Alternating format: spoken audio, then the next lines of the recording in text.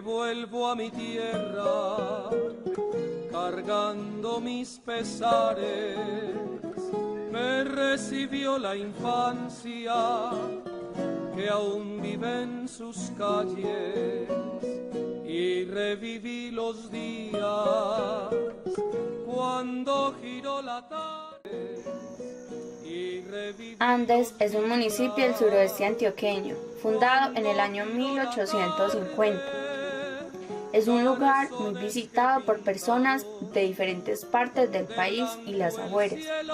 Sus tradiciones, su tranquilidad, sobre todo sus zonas verdes y sus cultivos llaman mucho la atención. Estarás entre amigos, gente noble y amable. Verás floridos parques, su iglesita y sus calles, la noche azul bohemia que embriaga estos lugares. El cementerio fue fundado en el año 1853. Este cementerio ha tenido mitos acerca de su historia. Muchos nos hacemos la incógnita de qué ha pasado con el cementerio, ya que muchas cosas de las que habían antes hoy en día no existen.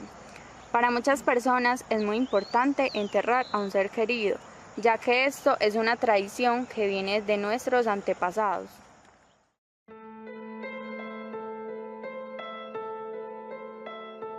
Yo empecé a trabajar acá en el cementerio porque mi papá anteriormente fue sepulturero, yo le colaboré a él fue sepulturero 24 años y después de eso pues yo le colaboraba, le ayudaba a él y me fui apasionando con el trabajo y después ya eso viene como de herencia prácticamente.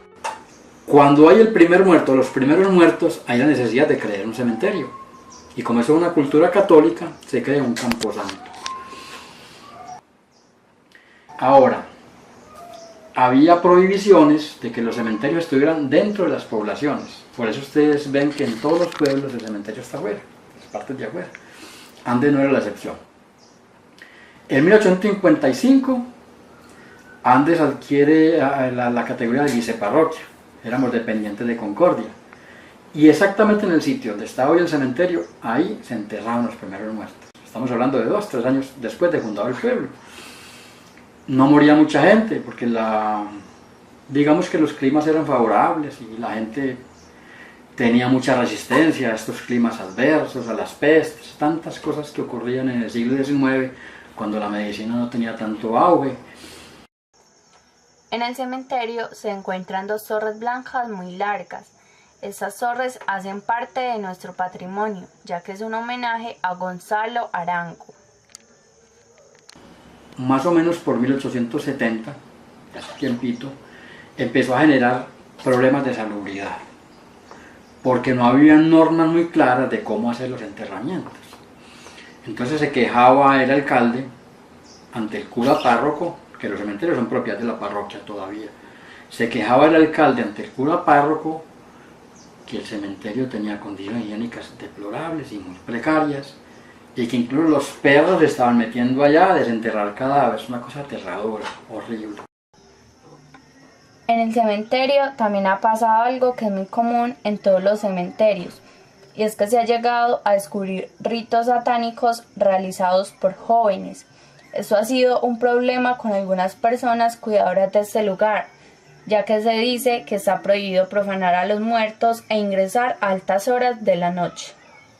Por lo que logré conversar con los viejos, con quienes he auscultado la historia oral, me comentan que era un sitio lóbrego, oscuro, más bien feón, con tapias derruidas, y los entierros se hacían en tierra.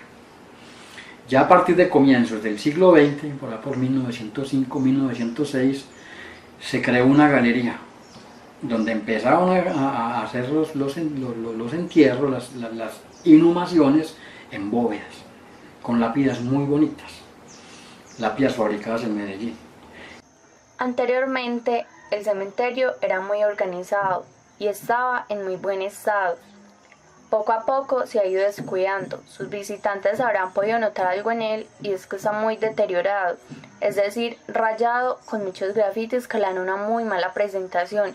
Y no solo eso, las bóvedas también están en muy mal estado.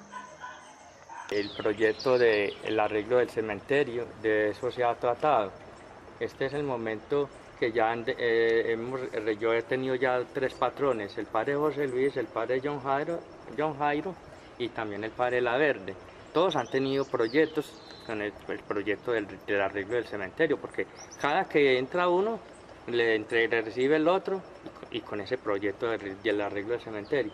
Ya llegó el padre La Verde, que es el nuevo patrón que tenemos en este momento, y él entró acá y observó el cementerio y dijo, no, este cementerio está, mejor dicho, qué pecado, está muy dejadito, está muy quedado y hay que hacerlo lo más pronto posible y empezar a arreglarlo.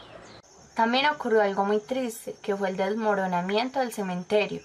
Su causa fue por la construcción de la llamada circunvalar, que en el momento de construirla tumbaron una parte muy grande del cementerio y se fueron muchos restos de personas importantes del patrimonio cultural de Andes.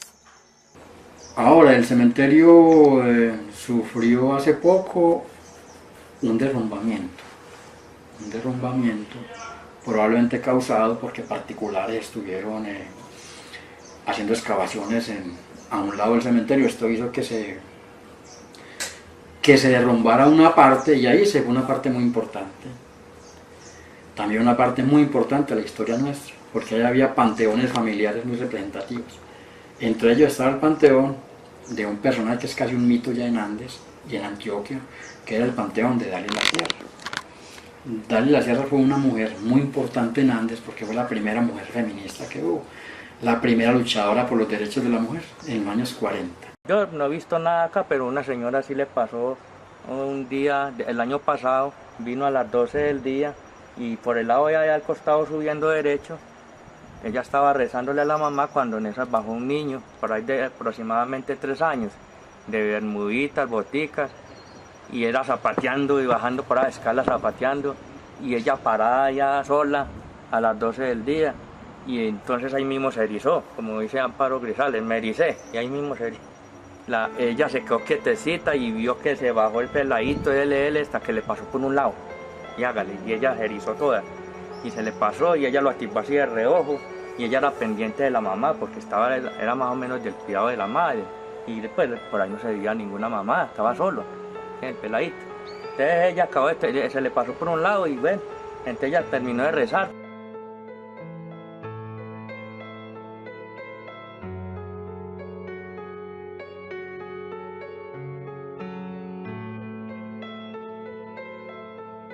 Cuando ya el ratico se vino y bajando las escalas allí, ahí mismo sintió un estruendo muy maluco y ella más se cabrió todavía.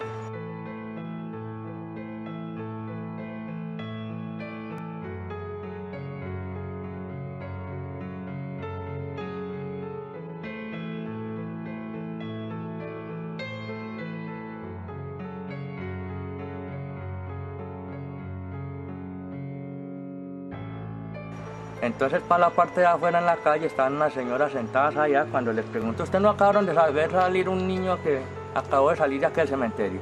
Y dijo, no, acá no ha salido nadie. Aquí el único que salió fue el sepulturero. Ella se quedó muy maluca, porque en verdad... Y es que en verdad no es que ella nada más lo haya visto. Esa historia fui la conté yo allí a la tienda en la esquina, cuando ahí mismo... Me dijeron, es que lo del niño, eso sí es verdad, porque eso hace días que las barrenderas lo sienten hasta llorar de madrugada en el cementerio. ¿Qué pasa con los restos que hay en la fosa común? Pasa lo siguiente, de que personas que no tengan pues como capacidad o forma de comprarse un osario, como ocurre mucho, más que todo con los evangélicos de otra religión, porque esto es católico. Esas personas no ocupan el cementerio sino como para inhumar un cuerpo, pero no para exhumar. Y ahí le dejan a uno los restos para que uno vea qué hace. Pero llegado el momento de que ya cumplió 8, 10, 12 años y todavía nadie lo reclama, ya toca evacuarlos, sacarlos y echarlos a la fosa común. Esa pieza que ustedes han observado en la parte de arriba, en la parte del cementerio, eso se llama la morgue. Esa morgue es más que todo para recibir cadáveres que se encuentren ya pasados de tiempo. Ya el hospital ya no los recibe allí para hacerles la necropsia, porque en verdad ya están ya muy pasados. Personas ya que han encontrado de 8, 10, 15, 20 días hasta un mes, esas personas se traen para acá. Como bien sabemos, la labor de un sepulturero no es nada fácil, ya que este trabajo requiere de mucha paciencia y valentía. Como hemos observado, en el cementerio han ocurrido sucesos muy importantes. Lo que muchos esperamos es que el cementerio vuelva a ser como antes, o aún mejor, que sea un lugar donde se encuentre paz y tranquilidad.